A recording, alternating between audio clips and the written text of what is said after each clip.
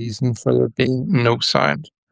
That's what I want to understand. I might as well. I'll hang around for a minute just to check if there's. It should be. You should be getting sound. So if you can't get sound, let me know if you can hear this. Can you hear me? Uh, Kim can hear me. Thank you, Kim. Linda, can you hear me? I adjusted a setting here, so excuse me. Um, Listening to me mime is not a great experience. I don't want you to, I want you to hear. So yeah, Kim can hear me. Hi, Thomas. Thanks for joining as well. Linda can hear us. Ah, good. Right. Okay. So shall I start again then? Basically, because as I say, the mime version is never as exciting.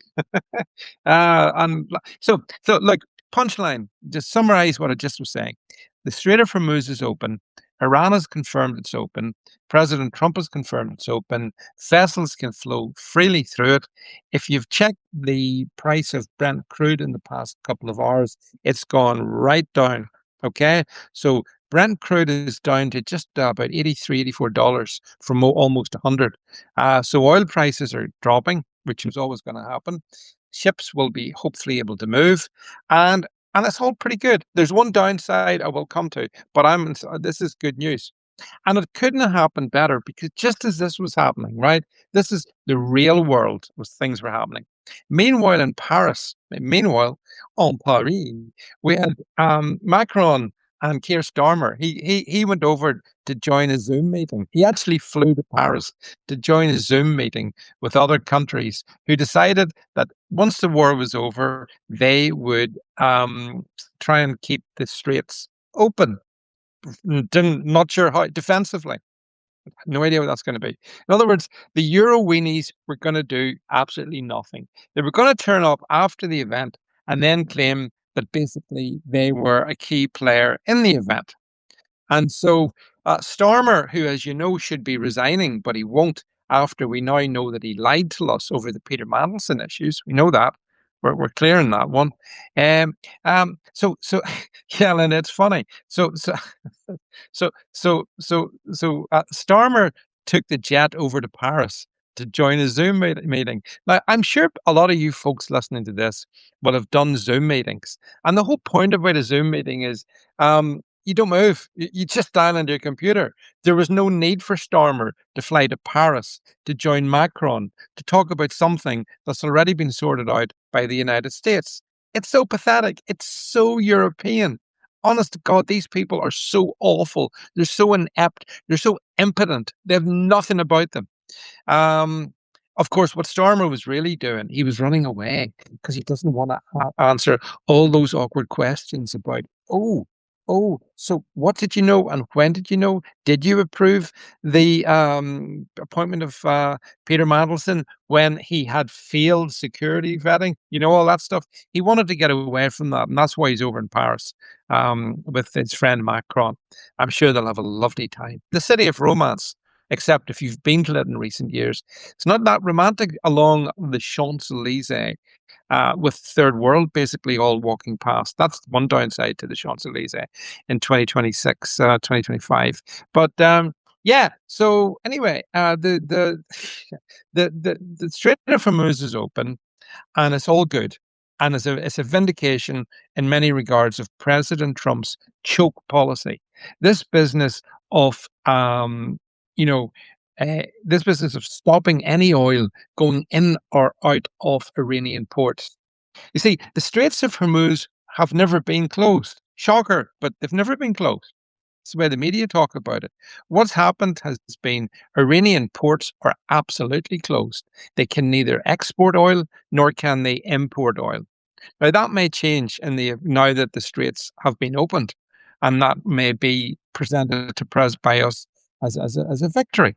And hi Dan, hi nothing but net, hi Jerry, good to see you all here as well. But the problem here's here's the thing that I'm not happy really totally about this, and here's why. Back in January, I stood very publicly with all those Iranian folks who rose up the first 2 weeks of January. Round about the 8th or 9th of January, something like 42,000 of those people were massacred in the streets of Tehran and other Iranian cities by the regime. right? They were massacred.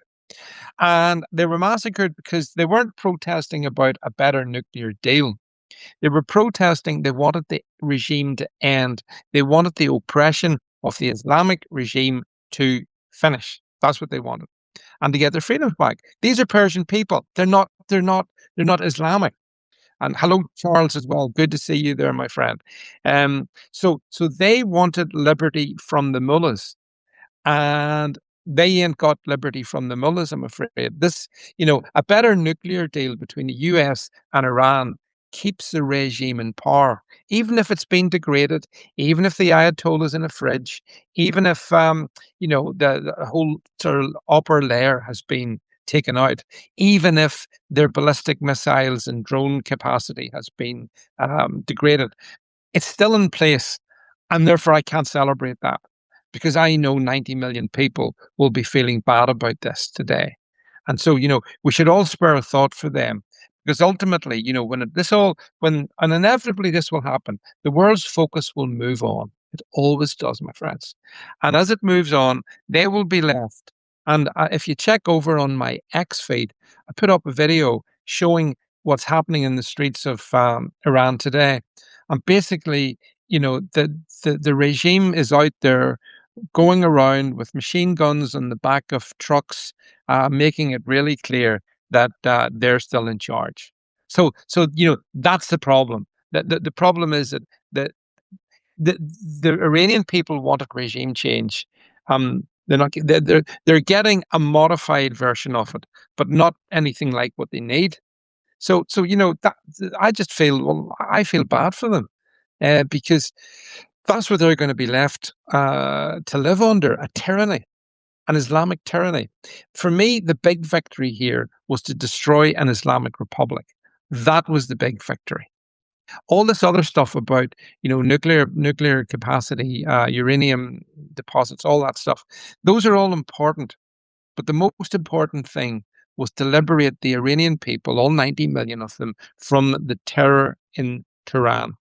And the Ayatollah Khomeini, he was dispatched into eternity, as were many other generals. I get all of that. I get that, and I'm not saying that's not a good thing. It is a good thing. And I mean, his successor, the new Ayatollah. I mean, he's in a coma. So, but in a way, this is even worse because it means that the IRGC, the Iranian Revolutionary Guard, they've kind of got command of things, and so they're probably more likely to do deals. But they're just as brutal. That's the thing. They're as brutal. So so it's. I think what Trump has done is he's proven it's not a forever war. It's lasted just around 6 weeks. I think you're going to see a degree of normality come back here. And again, kudos to President Trump. Um, and Linda's right. The IRGC is running rampant, and the videos are there. You can see it, and that's why I can't celebrate this in the way that I want to, because if you live in Iran, this is not a victory. It's really not. You're now left, um, vulnerable. Charles says if the moral imperative was achieved, the socioeconomic would be simultaneously be achieved. Yeah, that's right. The moral imperative was to take out the mullahs once and for all. This Islamic Republic, it's only been there since 1979. I mean, it's not been there for thousands of years. And it should never have been there in the first place, actually. I blame France and the UK predominantly for that. But having said that, removing this Islamic regime would have been such a good move. Instead, I think there's going to be a compromise with a deeply wounded rogue regime, which still will enforce Islam on the people of Iran who are defenseless. Somebody said to me today on X, look, because I've said this on X as well, they've said to me, hang on a second, look, if the Iranians had wanted freedom, they had their chance and they didn't grab it. Somebody said that to me. Well, hang on a second. They did rise up and they were slaughtered. Not just, a few of them, not just 1,000 or two. 42,000, 45,000 maybe. 45,000 dead Iranians paid in blood to try and throw off this regime. And President Trump told them that Trump was on the way. Well, the help, and I don't care what other people say about this. The help, the help cannot just be, oh, we've got a better nuclear deal. That's not the help. Oh, I've killed the Ayatollah, but his son can succeed him. That's not the help. So, I mean, so look, so as you can tell, I've got mixed feelings about this. I'm glad the Strait of Hormuz is open, but I would point out it was open 7 weeks ago. So, what's been gained? And I've seen people say this. Um, if Iran gives up its pursuit of nuclear power, nuclear weapons, that's a plus. But again, how can you be sure they'll do that? Because President Trump will be gone. Yes, Linda, you're right, as always. It's a total mess. President Trump will be gone in 2028. The IRGC can just as easily turn around and continue to pursue their quest for nuclear weapons. They can do that. They're buying short term. They're buying short term. Um, Retention of the regime at the expense short term by compromising. But beware, and I don't obviously President Trump listens to people much smarter than me, but all I would say is that I wouldn't trust the Iranian regime, like no more than a rattlesnake. I know what it's going to do to me. So sorry, folks, if I'm a bit of a doom. I don't mean to be a doom monger. The one thing that's cheered me up is today the absolute humiliation of Macron and Starmer. That was a joy. When they flew to announce, they got together. Starmer flying for a Zoom meeting. Imagine. Oh God. We got the worst prime minister in the world. Although I don't know, Linda, over in Canada, you guys have got Carney. He's pretty grim. And obviously the French have got Macron. He's not up to much. And that's before we talk about Albanese down in Australia. But yeah, Charles, I agree with you. More intense oppression will be an issue. Yes, you're dead right. You're dead right. That's why I mean, because of my vocal support all for Iranian folks, a lot of them have contacted me over the last 3 months, right? And I know I've got a pretty substantial following of ex Pats who are going to be really disappointed in this. Yes, Charles, I do take joy in Starmer's humiliation. I mean, honestly, just as a man, how can he do that? Can he not see how irrelevant he and Macron are? Can he not see that? You can all see it announcing in their little Zoom conference that, oh, we at some point in the future we will do something that will ensure that the Straits remain open from a defensive point of view. What's he going to do? Anyway, the UK doesn't have any. Hey, for a nation that once the British Navy ruled the waves, now the British Navy can't get one ship, one warship from the south of England to Cyprus in the Mediterranean without it breaking down because the toilet stopped functioning. Behold, my friends, the state of the British Navy. So the notion that Stormer's going to have this mighty armada that's going to keep that's I don't know what it's going to do. It's going to sail up and down the Strait of Hormuz. Is that what the plan is? It's Monty Python, indeed. It's sheer farce.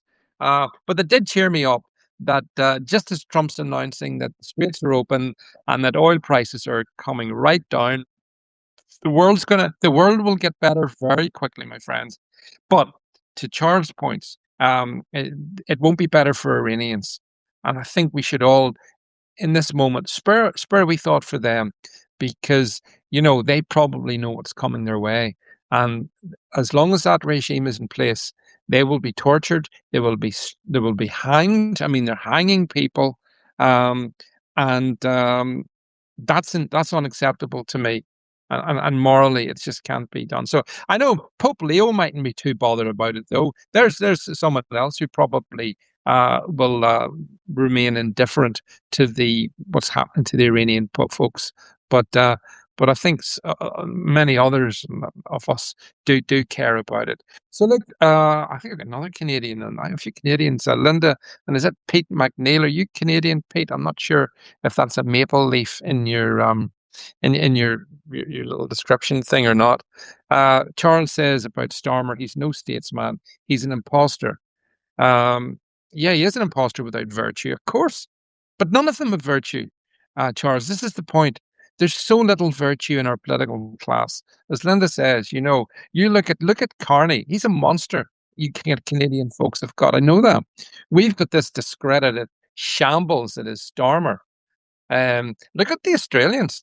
I thought Australians were tough folks, and they've got this absolute. One thing, these are all globalists, so like they're basically the same person. And by the way, final thing. I'm going now because sorry I've taken up too much of your time, but I hope you enjoy these little lives. I tend to do much more of these if you think that's good.